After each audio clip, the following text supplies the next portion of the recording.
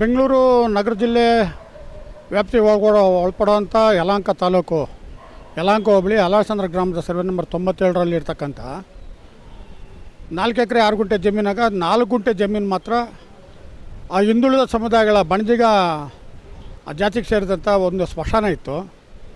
ಆ ಸ್ಮಶಾನನ ಇತ್ತೀಚೆಗೆ ಕೆಲವು ಭೂಗಳ್ರು ಆ ಚಿಕ್ಕರಾಮಯ್ಯ ಮತ್ತು ಅವರ ನಂಜಪ್ಪ ಅಂಥೇಳಿ ಅವರ ಕುಟುಂಬದವರು ಭೂ ಕಬಳಿಕೆ ಮಾಡ್ಕೊಂಡು ಅಕ್ರಮ ದಾಖಲಾತಿಗಳು ಮಾಡ್ಕೊಂಡು ಅದನ್ನು ಇಡೀ ಜಮೀನನ್ನು ಮಾರಾಟ ಮಾಡಿಬಿಟ್ಟವ್ರೆ.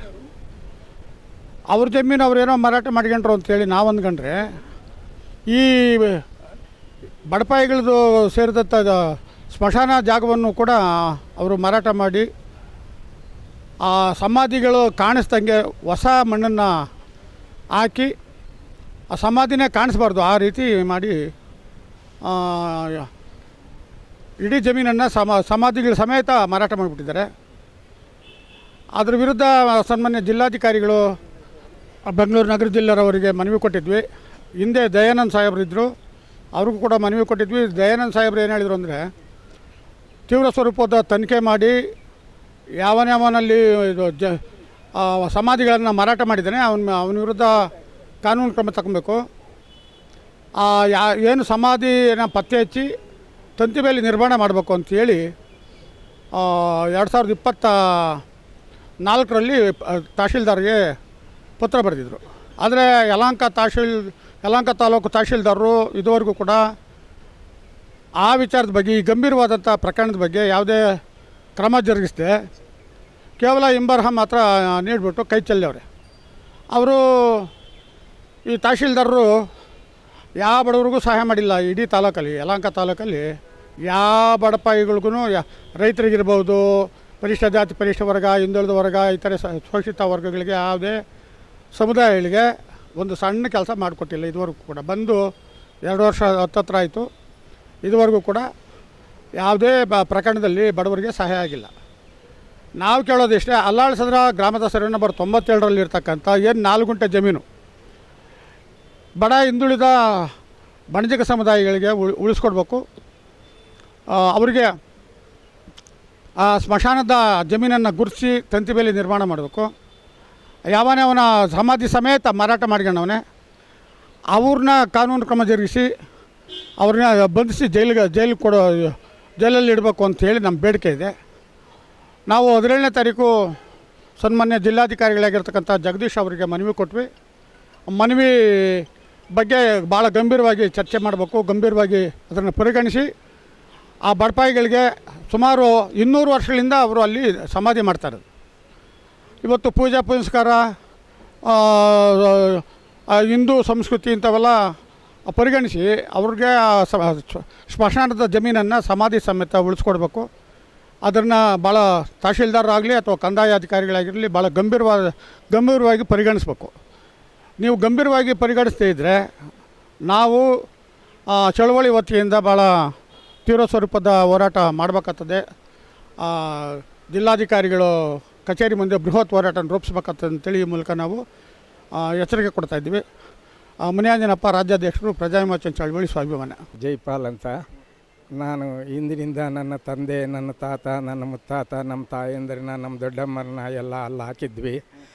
ನಾವು ಅಲ್ಲಿಗೆ ಹೋದಾಗ ಅದನ್ನು ಪೂಜೆ ಮಾಡ್ಲಿಕ್ಕೆ ಹೋದಾಗ ನಮ್ಮನ್ನು ದೂರ ಮಾಡಿದರು, ಎಲ್ಲ ಕತ್ತಿಡ್ದು ಆಚೆಗೆ ತಳ್ಳಿದರು. ಯಾಕೆ ಅಂತಂತ ಕೇಳಿದಾಗ ಇದು ನಮ್ಮದು ಆವತ್ತಿನಿಂದ ಅಂದಿನಿಂದ ಇಂದಿನವರೆಗೂ ನಾವು ಇದನ್ನು ಪೂಜೆ ಮಾಡ್ತಾ ಶವ ಸಂಸ್ಕಾರ ಮಾಡ್ತಾ ಬಂದಿದ್ವಿ. ದಯವಿಟ್ಟು ನೀವು ಯಾಕೆ ನಮ್ಮನ್ನು ಆಚೆಗೆ ತಳ್ತೀರಾ ಅಂತಂತ ಕೇಳಿದಾಗ ಅವರು ನನ್ನ ಮೇಲೆ ಪೊಲೀಸ್ ಸ್ಟೇಷನ್ಗೆ ಕಂಪ್ಲೇಂಟ್ ಕೊಟ್ಟರು. ಪೊಲೀಸ್ನವರು ನನ್ನ ಹೊಡೆದ್ಬಿಟ್ಟು ಆಮೇಲೆ ನೀನು ಅಲ್ಲಿಗೆ ಬರಬಾರ್ದು ಅಂತಂದ್ಬಿಟ್ಟು ನನ್ನ ಕೈನಲ್ಲಿ ಬರೆಸ್ಕೊಂಡ್ರು, ಸೈನ್ ಹಾಕಿಸ್ಕೊಂಡ್ರು. ನೀನು ಅಲ್ಲಿಗೆ ಹೋದರೆ ನಂದು ಒಂದು ಚಿಕ್ಕದೊಂದು ಕೆಲಸ ಮಾಡ್ತಾಯಿದ್ದೆ, ಕಸ ಗುಡಿಸೋ ಕೆಲಸ ಮಾಡ್ತಾಯಿದ್ದೆ, ಆ ಕೆಲಸನೂ ತೆಗೆಸಾಕ್ತೀನಿ ಅಂತಂತ ನನಗೆ ಭಯ ಇಡಿಸಿದ್ರು. ಆವಾಗ ಕೆಲಸ ತೆಗೆದಾಕ್ಬಿಟ್ರೆ ನನಗೆ ಹೆಂಡತಿ ಮಕ್ಕಳನ್ನ ಯಾಕೆ ಸಾಕೋದು ನಾನು ಅಂದ್ಬಿಟ್ಟು ಆವಾಗ ಒಂದು 5-6 ವರ್ಷ 7-8 ವರ್ಷ ನಾನು ಅದನ್ನು ಬಿಡಬೇಕು. ಆಮೇಲೆ ನಾನು 2002ರಲ್ಲಿ DC ಸಾಹೇಬ್ರಿಗೆ ಹತ್ರ ಬಂದು ಲೆಟರ್ ಕೊಟ್ಟೆ. ಆಮೇಲೆ ಅವರು ಕಟ್ತೀರಿ ಅಂದರೆ ಆಮೇಲೆ ನಮ್ಮ ಅಣ್ಣವರಾದಂಥ ಮುನಿಯಾಂಜನಪ್ಪನವರು ನನಗೆ ಸಿಕ್ಕಿ ನನ್ನ ತಂದೆ ತಾಯಿಗಳ ಥರ ಅವ್ರು ನನ್ನ ಇವತ್ತು ನೋಡ್ತಾ ಇದ್ದಾರೆ. ಅವ್ರು ನೋಡಿ ನನ್ನನ್ನು ಇವತ್ತು ಎಲ್ಲಕ್ಕೂ ಒಂದು ಈ ವಿಚಾರನ ನನ್ನ ಇದು ಮಾಡಿ ಕೊಡ್ತಾ ಇದ್ದಾರೆ. ನನಗೆ ಅವ್ರ ಬಗ್ಗೆ ನನಗೆ ಕಾಳಜಿ ಇತ್ತು. ಅವರು ನನ್ನ ಬೇರೆಯವರಲ್ಲ, ನನ್ನ ಅಣ್ಣ ತಮ್ಮಂದರು ಅಂತ ಹೇಳ್ತೀನಿ. ನನ್ನವರಲ್ಲ ಅಂದರೂ ಕೂಡ ಅವ್ರು ನನ್ನ ಮೇಲೆ ಅಷ್ಟೊಂದು ಪ್ರೀತಿ ಇಟ್ಟು ನನಗೆ ಸಹಾಯ ಮಾಡ್ತಾ ಇದ್ದಾರೆ. ಸರಿ, ನಾನಂತೂ ಹೇಳೋದು ಇಷ್ಟೇ, ಇತ್ತೀಚೆಗೆ ಭೂಮಿ ಬೆಲೆ ಜಾಸ್ತಿ ಆಗ್ತಾಯಿದೆ. ಭೂಮಿ ಬೆಲೆ ಜಾಸ್ತಿ ಆಗ್ತಿದ್ದಂಗೆ ಏನಾಗ್ತಾಯಿದೆ ಅಂದರೆ, ಮಶಾಣಗಳನ್ನು ಕೂಡ ಏನು ಶವ ಸಂಸ್ಕಾರಗಳು ಮಾಡಿರ್ತಾರೆ, ಹಿಂದೆ ನಮ್ಮ ಹಿರಿಯರನ್ನ ಶವ ಸಂಸ್ಕಾರ ಮಾಡಿರ್ತಾರೆ, ಆ ಶವಗಳ ಭೂಮಿಗಳನ್ನು ಕೂಡ ಇವತ್ತು ಕಬ್ಜಾ ಮಾಡಿ ಲೇಔಟ್ಗಳು ಮಾಡಿ ಮಾರಾಟ ಮಾಡ್ತಾಯಿದ್ದಾರೆ ಅಂದರೆ ನಿಜವಾಗ್ಲೂ ನನಗಂತೂ ನಾಚಿಕೆ ಆಗುತ್ತೆ. ಪಾಪ ಆ ಸರ್ವೆ ನಂಬರ್ ಅಲಾಳ್ಸಂದ್ರ ಸರ್ವೆ ನಂಬರ್ 97ರಲ್ಲಿ ಪಾಪ ಅವರು ಎಷ್ಟು ವರ್ಷಗಳಿಂದ ಅಲಿತಾ ಇದ್ದಾರೆ ಅಂದರೆ ಅವರು ಗೊಳೋ ಅಂತ ಅಳ್ತಾರೆ. ಕನಿಷ್ಠ ನಮ್ಮ ಹಿರಿಯರನ್ನು ನಾವಿಲ್ಲಿ ಶವ ಸಂಸ್ಕಾರ ಮಾಡಿದ್ದೀವಿ, ಅವರ ನೆನಪುಗಳು ನಾವು ವರ್ಷಕ್ಕೊಂದ್ಸಲಿ ಹಬ್ಬಗಳು ಬಂದಾಗ ನಾವಲ್ಲಿ ಪೂಜೆ ಮಾಡ್ಕೊತಾ ಇದ್ದೀವಿ. ಇವತ್ತು ಆ ಶವಗಳ ಹಾಗೆ ಪೂಜೆ ಮಾಡೋವಂಥ ಅವಕಾಶನೂ ಕೂಡ ಇಲ್ಲದೆ ಆಗ್ತಾಯಿದೆ ಅಂತ ನಾವು ಇದೇ ಸಂದರ್ಭದಲ್ಲಿ ನಾನು ಇನ್ನೊಂದು ಮಾತನ್ನು ಹೇಳ್ತೀನಿ. ಬೆಂಗಳೂರು ದಕ್ಷಿಣ ತಾಲೂಕಿನ ವಂಗಸಂದ್ರ ಸರ್ವೆ ನಂಬರ್ 43ರಲ್ಲಿ ಅಲ್ಲಿ ಸುಮಾರು 40-50 ಕುಟುಂಬಗಳು ಶವ ಸಂಸ್ಕಾರ ಮಾಡಿದವು.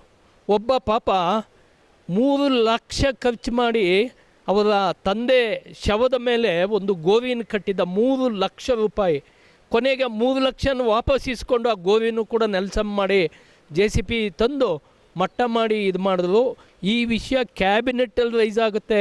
ಆ ಭಾಗದ ಸತೀಶ್ ರೆಡ್ಡಿಯವರು ಕ್ಯಾಬಿನೆಟ್ಟಲ್ಲಿ ರೈಸ್ ಮಾಡ್ತಾರೆ.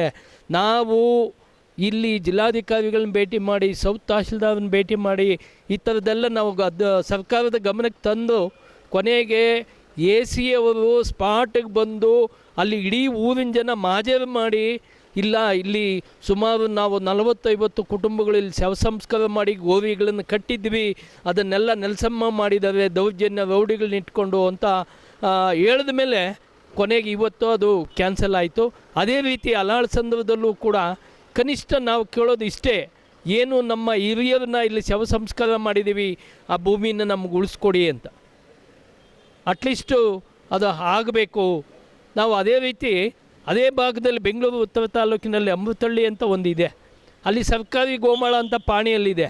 ಸ್ವಾಮಿ 40-50 ಅಂಗಡಿಗಳು ಹೋಟ್ಲುಗಳು ಇಟ್ಕೊಂಡು ಬಾಡಿಗೆ ವಸೂಲು ಮಾಡ್ತಾ ಇದ್ದಾವೆ. ತಹಶೀಲ್ದಾರ್ಗೂ ಬಾಡಿಗೆಯಲ್ಲಿ ಪಾಲು ಹೋಗ್ತಾಯಿದೆ.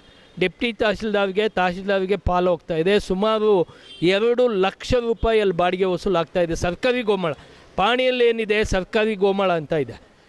ಇದರಲ್ಲಿ ನಮ್ಮ ಕಂದಾಯ ಅಧಿಕಾರಿಗಳು ಯಾವ ರೀತಿ ವಸೂಲು ದಂಧೆಗಿಳಿದವರೆಂದು ನಾಚಿಕೆ ಆಗುತ್ತೆ. ಕನಿಷ್ಠ ಬಡವರು ಹೆಂಗೆ ಬದುಕೋದು? ಅಥವಾ ನಮ್ಮ ಅಣ್ಣ ಒಬ್ಬರು ಅಳ್ತಾರೆ ಗೊಳೋ ಅಂತ, ಪಾಪ ಶವ ಸಂಸ್ಕಾರ ಮಾಡಿರೋ ಭೂಮಿನ ಉಳಿಸ್ಕೊಳ್ಳೋಕ್ಕೆ ಗೊಳೋ ಅಂತ ಅಳ್ತಾವ್ರೆ. ಕನಿಷ್ಠ 7-8 ವರ್ಷದಿಂದ ಓಡಾಡ್ತಾವ್ರೆ ಅಂದರೆ ಬೇಜಾರಾಗ್ತದೆ. ದಯಮಾಡಿ ಅದೇ ರೀತಿ ಈಗ ಈ PTCL ಕಾಯ್ದೆನೂ ಕೂಡ ಬಡವರ ವಿರುದ್ಧ ಬರ್ತಾವೆ, ಸತ್ತೋಗಿದೆ ಕಾಯ್ದೆಗಳು. ದಯಮಾಡಿ ಅದಕ್ಕೂ ಒಂದು ಸರ್ಕಾರ ಏನಾದರೂ ಕಾಳಜಿ ಇದ್ದರೆ, ದಲಿತರ ಪರ ಕಾಳಜಿ ಇದ್ದರೆ ಅವಕ್ಕೆಲ್ಲ ಮರುಜೀವ ಕೊಡಬೇಕು. ಕಾನೂನು ಚೌಕಟ್ಟಲ್ಲಿ ಕೊಡಿ. ನಾವು ಕಾನೂನು ಚೌಕಟ್ಟು ಮೀರಿ ಕೊಡಿ ಅಂತ ಹೇಳ್ತಾ ಇಲ್ಲ. ಏನು ಸಂವಿಧಾನದಲ್ಲಿ ಇದೆ, ಏನು ನೀವೆಲ್ಲ ಸರ್ಕಾರ ಅನುಷ್ಠಾನಕ್ಕೆ ತಂದಿದ್ದೀರ, ಅದಕ್ಕೆ ಕನಿಷ್ಠ ಜನಕ್ಕೆ ಒಂದು ಮರುಜೀವ ಕೊಡಬೇಕು, ನ್ಯಾಯ ಸಿಗೋಂಗೆ ಆಗಬೇಕು. ಬಡವರ ಪರ ಕನಿಷ್ಠ ಒಂದು ಸ್ವಲ್ಪ ಆದರೂ ಕಾಳಜಿ ವಹಿಸಿ ಅವರು ಕಣ್ಣೀರು ಒರೆಸೋ ಕೆಲಸನ ಸರ್ಕಾರ ಮಾಡಬೇಕು ಅಂತ ನಾವಂತೂ ಈ ಸಂದರ್ಭದಲ್ಲಿ ಒತ್ತಾಯಿಸ್ತೇವೆ. ಅದ್ರ ಜೊತೆಗೆ ಬಡವರ ಕೆಲಸಗಳು ಯಾವ ಕಚೇರಿಯಲ್ಲೂ ಆಗ್ತಾಯಿಲ್ಲ. ವಿಶೇಷವಾಗಿ ಕಂದಾಯ ಇಲಾಖೆಯಲ್ಲಿ ಅಂತೂ ಇಲ್ಲವೇ ಇಲ್ಲ ಬಿಡಿ. ನೀವೇನಾದರೂ ಕಚೇರಿ ಒಳಗಡೆ ಹೋಗ್ಬೇಕಾದ್ರೆ ಸೂಟ್ ಕೇಸ್ ಇದ್ದರೆ ಒಳಗಡೆ ಬನ್ನಿ, ಇಲ್ಲಾಂದರೆ ಬರಬೇಡಿ ಅಂತ ಬೋರ್ಡ್ಗಳೇ ಹಾಕುವಂಥ ಒಂದು ಸಾಧ್ಯತೆಗಳು ಜಾಸ್ತಿ ಆಗಿವೆ. ನಿಜವಾಗ್ಲೂ ಇಡೀ ಜನ ಚಪ್ಪಲಿಗಳು ಸವಿತಾವೆ. ಬಡವರು ಸಾಮಾನ್ಯ ಜನ ಅಂತೂ ಕಂದಾಯ ಇಲಾಖೆ ಕಚೇರಿಗಳಿಗೆ ಪ್ರವೇಶ ಮಾಡೋಕ್ಕೆ ಆಗ್ತಾಯಿಲ್ಲ, ನಾಚಿಕೆ ಆಗುತ್ತೆ. ನಾವೆಲ್ಲರೂ ಕೂಡ ಪ್ರಾಮಾಣಿಕವಾಗಿ ಇದೇ ಕಂದಾಯ ಸಚಿವರಿಗೆ ನನಗೆ 75 ವರ್ಷ 4 ಫ್ಲೋರ್ ಬಿಲ್ಡಿಂಗ್ಗಳತ್ತಿ ಕ್ಯಾನ್ವಾಸ್ ಮಾಡಿದ್ದೇವೆ. BJP ಕೆಟ್ಟ ಸರ್ಕಾರ, ಬಡ ವಿರೋಧಿ, ಈ ಸರ್ಕಾರ ಬಂದರೆ ಏನೋ ಬಡವರಿಗೆ ಮೂಟೆ ಕೊಡ್ತಾರೆ ಅಂತ ನಾವೆಲ್ಲ ಕ್ಯಾನ್ವಾಸ್ ಮಾಡೋದು. 4 ಫ್ಲೋರ್ ಹತ್ತಿದ್ದೀನಿ ನಾನು ಈ ವಯಸ್ಸಲ್ಲಿ, ಈ ಸರ್ಕಾರ ಬರಲಿ ಅಂತ. ಕೊನೆಗೆ ಈಗ ನೋಡಿದ್ರೆ ನಾವೇ ಕ್ಯಾಕರ್ಸ್ ಮಕ್ಕುಗಿತಾ ಇದ್ದೀವಿ. ದರಿದ್ರ ಸರ್ಕಾರ ತೊಲಗಿದ್ರೆ ಸಾಕು ಅಂತ ನಾವು ಕೂಡ ಕಾಯ್ತಾ ಇದ್ದೀವಿ. ದಯಮಾಡಿ ಸರ್ಕಾರಕ್ಕೇನಾದರೂ ಮಾನ ಮರ್ಯಾದೆ ಇದ್ದರೆ, ಸರ್ಕಾರಕ್ಕೇನಾದರೂ ಬಡವರ ಪರ ಕಾಳಜಿ ಇದ್ದರೆ, ಬಡವರ ಆಶೀರ್ವಾದದಲ್ಲಿ ಸರ್ಕಾರ ಉಳ್ಕೊಂಡಿದೆ ಅಂದರೆ ಈಗಲಾದರೂ ಎಚ್ಚೆತ್ಕೊಂಡು ಬಡವರ ಕೆಲಸಗಳು ನಾವೇನು ನೀವು ಒಡೆಯೋ ಲಂಚದಲ್ಲಿ ಪಾಲು ಕೇಳಕ್ಕೆ ಬಂದಿಲ್ಲ. ಕನಿಷ್ಠ ನೀವೆಲ್ಲ ಸಂಪೂರ್ಣವಾಗಿ ದಲಿತ ವಿರೋಧಿಗಳು, ಬಡ ವಿರೋಧಿಗಳು ಅನ್ನೋದು ಗೊತ್ತು. ದಿನೈನ ಕಾನೂನು ಚೌಕಟ್ಟಲ್ಲಿ ಯಾವೆಲ್ಲ ಮಾಡಬೇಕಾಗಿದೆ ಅಂಥವ್ನು ಮಾಡಿಲ್ಲ ಅಂದರೆ ಬರೀ ಎಲ್ಲದಕ್ಕೂ ಸೂಟ್ ಕೇಸೇ ತಗೊಂಬನ್ನಿ ಅಂದರೆ ಲೋಕಾಯುಕ್ತದವ್ರು ಇದಾವೆ ಸತ್ತೋಗಿದ್ದಾವೆ ಅಂತ ಗೊತ್ತಿಲ್ಲ. ಈ ಬೇರೆ ಬೇರೆ ಎಲ್ಲ ಈ ಚಾನಲ್ಗಳವರು ಅಷ್ಟೇ, ಏನು ದುಡ್ಡು ಕೊಟ್ಟರೆ ಮಾತ್ರ ಚಾನಲ್ಗಳವರ. ಕನಿಷ್ಠ ಬಡವರು ಎಲ್ಲಿಗೆ ಹೋಗ್ಬೇಕು, ಎಲ್ಲಿಂದ ತಂದು ಕೊಡಬೇಕು? ಮಾಧ್ಯಮಗಳೆಲ್ಲನೂ ಕೂಡ ಸಂಪೂರ್ಣವಾಗಿ ದುಡ್ಡುಮಯ ಆದರೆ ಈ ದೇಶದ ಬಡವನು ಇರಬೇಕಾ ಸತ್ತೋಗ್ಬೇಕು ವಿಷ ತಗೊಂಡು ಅನ್ನೋದು ಒಂದು ಇವತ್ತು ನಮ್ಮನ್ನು ಕಾಡ್ತಾ ಇದೆ. ಕನಿಷ್ಠ ಮುಂದೆ BBMP ಏನು GB ಚುನಾವಣೆ ಬರ್ತಾ ಇದೆ, ಈಗಲಾದರೂ ಎಚ್ಚೆತ್ಕೊಂಡ್ರೆ ಈ ಸರ್ಕಾರ ಉಳ್ಕೊಳ್ತದೆ, ಇಲ್ಲಾಂದರೆ ಸರ್ವನಾಶ ಆಗುತ್ತೆ ಅಂತ ನಾನಂತೂ ಹೇಳೋಕ್ಕೆ ಇಷ್ಟಪಡ್ತೀನಿ.